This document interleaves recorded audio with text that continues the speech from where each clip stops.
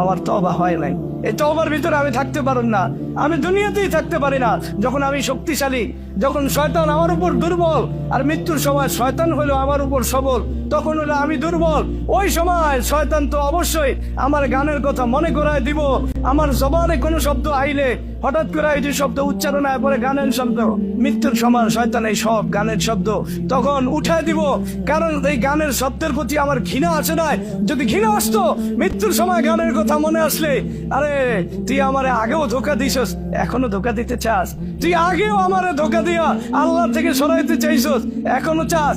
না না, এই মৃত্যুর সময় ইমানদাররা আল্লাহর রহমত অনেক বেশি পায়, অনেক বেশি পায়। আর বেঈমানরা আল্লাহর রহমত থেকে অনেক দূরে সরে যায়। না না, তুই ধোকা দিলেও এই মৃত্যুর সময় আমি দুর্বল হলেও আমার মুনিবের রহমত আমার প্রতি সবল, তার দয়া আমার প্রতি সবল। তুই আমার এখন ধোকা দিতে পারবি না। তুই গানের কথা মনে করাইয়া এর প্রতি আকর্ষণ পয়দা করতে পারবি না। তুই বাচ্চার কথা মনে করাইয়া এর প্রতি আকর্ষণ করাইতে পারবি না। কোনো অবৈধ কথা মনে করা পারবি না। এখন আল্লাহর রহমত আমার জন্য সবল, আল্লাহ আমার প্রতি দয়া করবেন, এই ওয়াদা আল্লাহ বারবার করছে। যে বাস বান্দা যে আমল করব, এই আমলের উপরে যদি আমলে ইখলাস থাকে, এই অবস্থায় আল্লাহ থাকে।